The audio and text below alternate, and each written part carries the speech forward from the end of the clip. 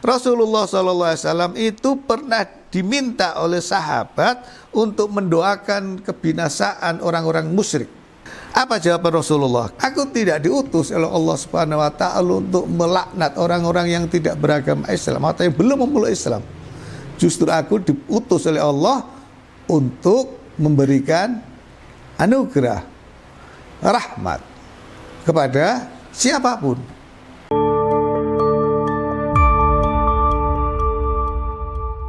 Assalamualaikum warahmatullahi wabarakatuh.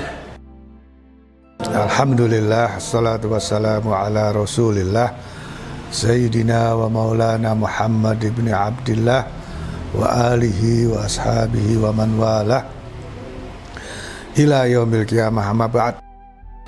Saudara-saudara, saya akan membahas persoalan pelik di dalam pemahaman terhadap ayat Al-Quran. Di satu sisi ada ayat yang menjelaskan tentang misi Islam adalah rahmatan lil alamin.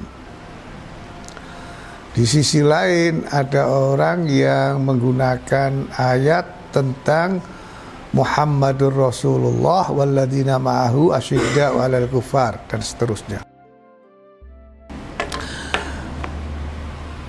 Kelompok yang pertama meyakini bahwa Islam memiliki misi rahmatan lil alamin berdasarkan ayat 107 surat Al-Anbiya.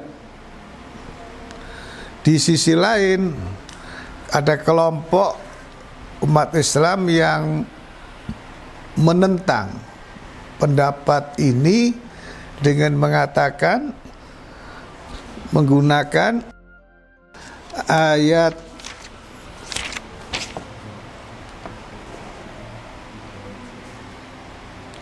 menggunakan ayat 29 surat Al-Fath yang menegaskan tentang Nabi sebagai utusan Allah dan orang-orang yang bersamanya, yaitu para sahabat, adalah orang-orang yang keras terhadap orang kafir, tetapi saling mengasihi, saling menyayangi di antara sesama sahabat. Nah, ini artinya apa? Kelompok pertama yang meyakini misi Islam adalah rahmatan lil alamin itu ditolak dengan menggunakan ayat 29 surat Al-Fath. Sebetulnya duduk persoalannya seperti apa? Kita termasuk kelompok yang meyakini kebenaran misi Islam adalah rahmatan lil alamin. Nah, saya akan menggunakan kitab tafsir Ibnu Katsir yang diakui dan banyak dibaca oleh umat Islam Indonesia, termasuk mereka yang menolak Islam sebagai rahmatan lil alamin. Kalau Islam rahmatan lil muslimin ya, tetapi tidak lil kufar, karena lil alamin itu tidak hanya umat Islam.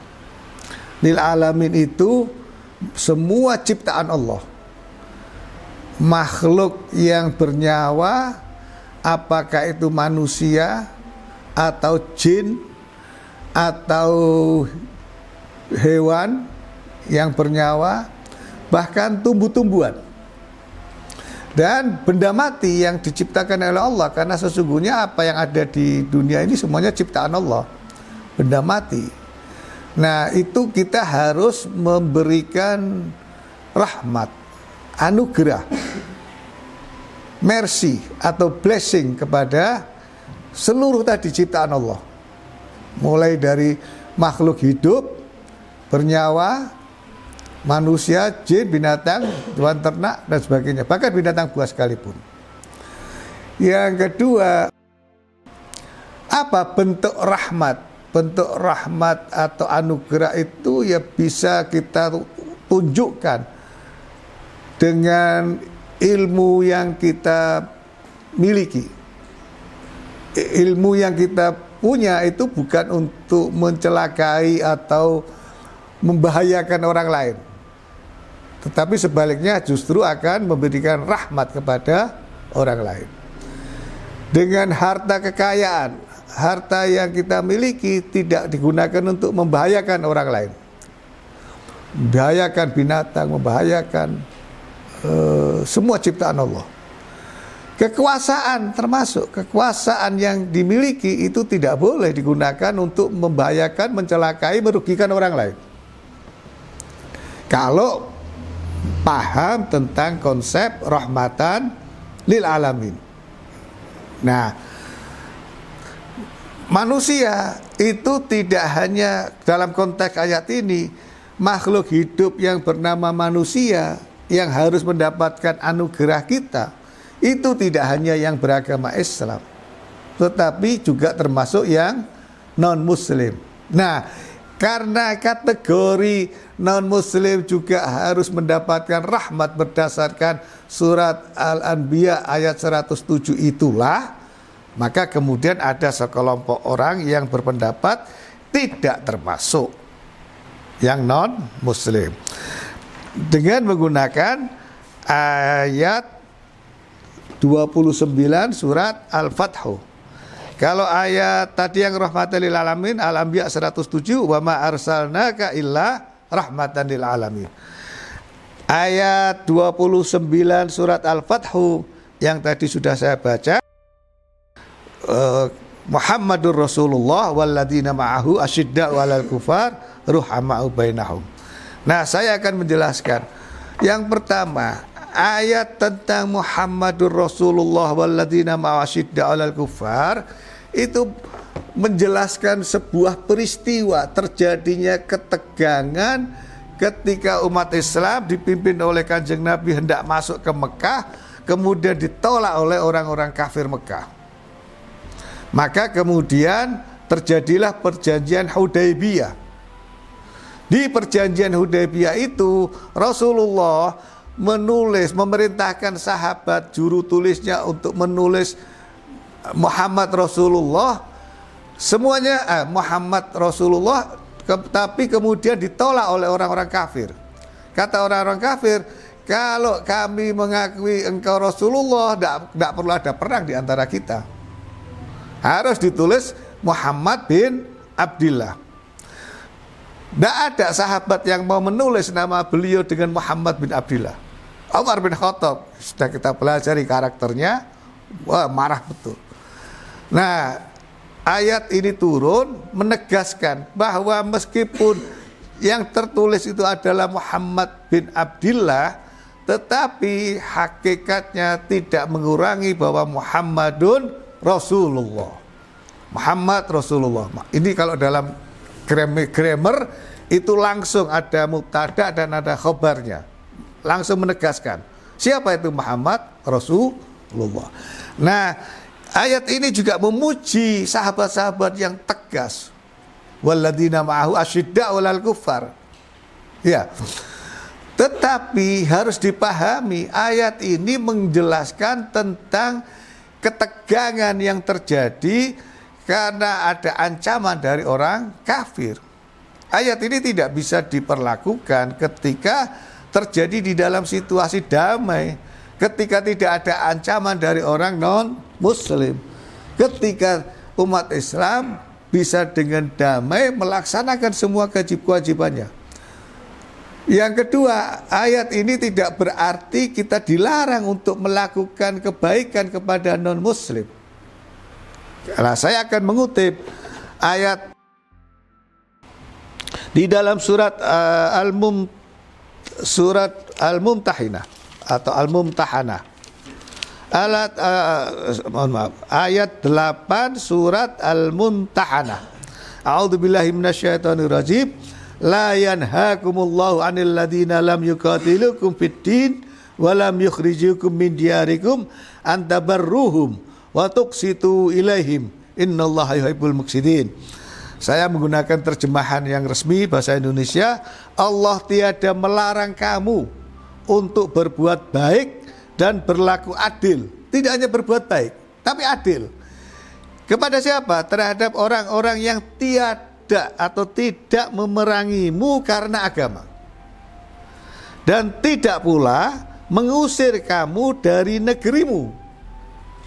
Sesungguhnya Allah menyukai orang-orang yang berlaku adil.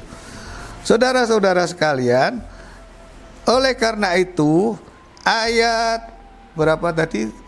29 Al-Fathu itu tidak menasakh ayat 107 surat Al-Anbiya, apalagi ayat 8 surat Al-Mumtahanah.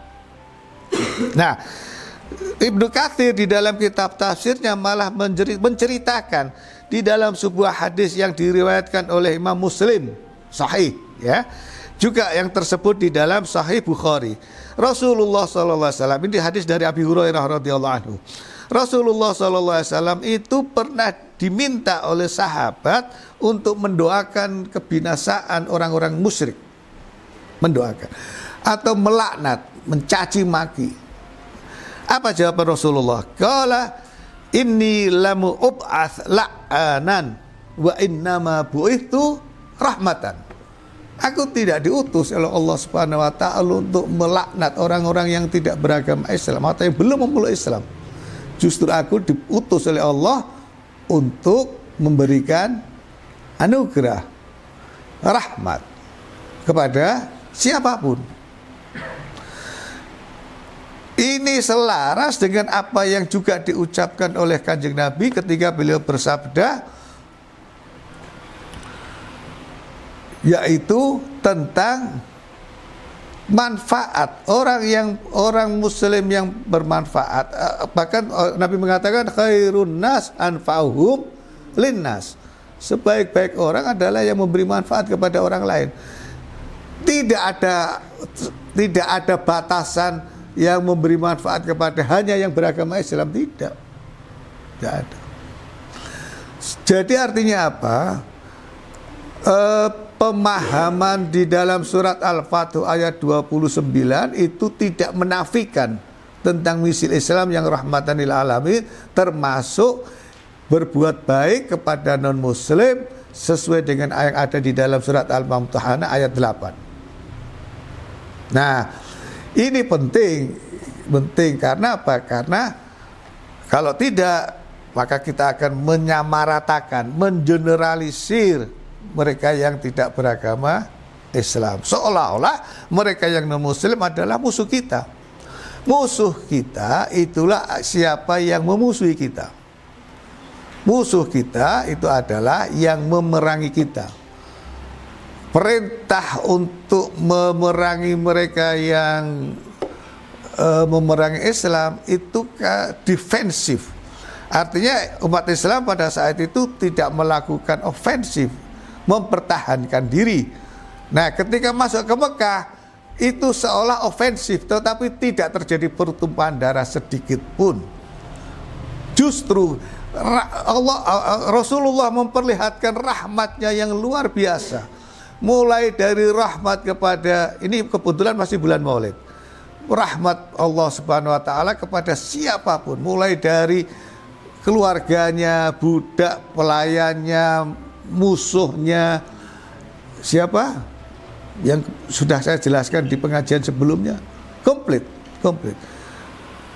Oleh karena itu, karena Rasulullah SAW itu adalah figur teladan di dalam misi rahmatan lil alamin, maka kita kalau ingin meneladani Kanjeng Rasul Muhammad SAW, ya jadilah sebagai muslim yang rahmatan lil alamin. Punya harta, ya berikan, sedekah, infak, zakat. Punya ilmu, ya ajarkan kepada yang lain. Kalau tidak punya apa-apa, senyum aja sudah rahmat kepada yang lain. Yang penting kalau tidak ada orang lain, jangan senyum sendiri, bahaya. Nah, kalau itu malah harus diobati, harus dikasih rahmat, ya. Mudah-mudahan ada manfaatnya apa yang saya sampaikan pada malam hari ini. Kurang lebihnya mohon maaf. Wallahul muwaffiq ila aqwamit thoriq. Assalamualaikum warahmatullahi wabarakatuh.